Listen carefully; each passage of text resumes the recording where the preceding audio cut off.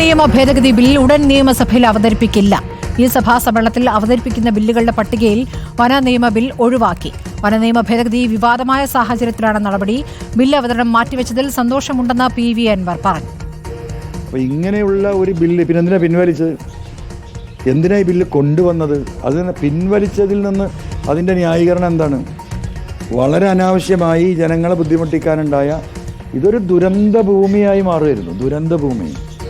അപ്പോൾ അതിലേക്ക് ജനങ്ങളുടെ ശ്രദ്ധ എത്തിക്കാനും പ്രതിപക്ഷത്തിൻ്റെ ശക്തമായ ഇടപെടലിനും പൊതുസമൂഹത്തിൻ്റെ ഇടപെടലിനും സാഹചര്യമുണ്ടാക്കി സർക്കാർ അത് പിൻവലിച്ചിട്ടുണ്ടെങ്കിൽ. റോഷിപാൽ വിവരങ്ങളുമായി. റോഷിപാൽ, വന നിയമം ഭേദഗതി ബിൽ വലിയ രീതിയിൽ വിമർശനം ഉയർത്തിയതാണ്. സഭ ഒരുമിച്ച് ഈ വിഷയത്തിൽ പ്രതികരിച്ചു. സഭകളുമായി UDF ഈ വിഷയത്തിൽ ഒരു ചർച്ച നടത്തി. 27-ാം തീയതി മുതൽ UDFന്റെ പ്രക്ഷോഭം തുടങ്ങാനിരിക്കെയാണ് ഈ സഭാ സമ്മേളനത്തിൽ ബില്ല് അവതരിപ്പിക്കേണ്ട എന്ന തീരുമാനത്തിലേക്ക് സർക്കാർ എത്തുന്നത്. വിശദാംശങ്ങൾ. സ്മൃതി, 17-ന് തുടങ്ങുന്ന നിയമസഭാ സമ്മേളനത്തിൽ ഏതായാലും വന നിയമ ഭേദഗതി ബില്ല് അവതരിപ്പിക്കുന്നില്ല.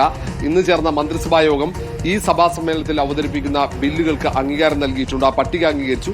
ആ പട്ടികയിൽ വന നിയമ ഭേദഗതി ഉൾപ്പെടുത്തിയിട്ടില്ല. കാരണം വനപാലകർക്ക് കൂടുതൽ അധികാരം നൽകുന്ന ഈ ബില്ലിനെതിരെ കരട് മന്ത്രിസഭ പാസാക്കിയപ്പോൾ തന്നെ വലിയ എതിർപ്പ് മലയോര മേഖലയിൽ ഉയർന്നു. പ്രതിപക്ഷം ശക്തമായ സമരപരിപാടികൾക്ക് രൂപം നൽകി. 27 മുതൽ 10 ദിവസം നീണ്ടു നിൽക്കുന്ന മലയോര പ്രതിഷേധ യാത്ര ഉൾപ്പെടെ സംഘടിപ്പിക്കുന്നുണ്ട്.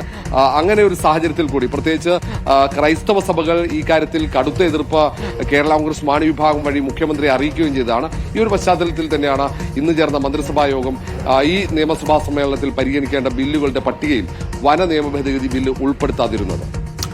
അറുഷിപാലാണ് വിവരങ്ങൾ നൽകുന്നത്. വന നിയമ ഭേദഗതി ബിൽ ഈ നിയമസഭാ സമ്മേളനത്തിൽ ഉൾപ്പെടുത്തേണ്ടതില്ല എന്ന തീരുമാനത്തിലേക്ക് എത്തിയിരിക്കുന്നു.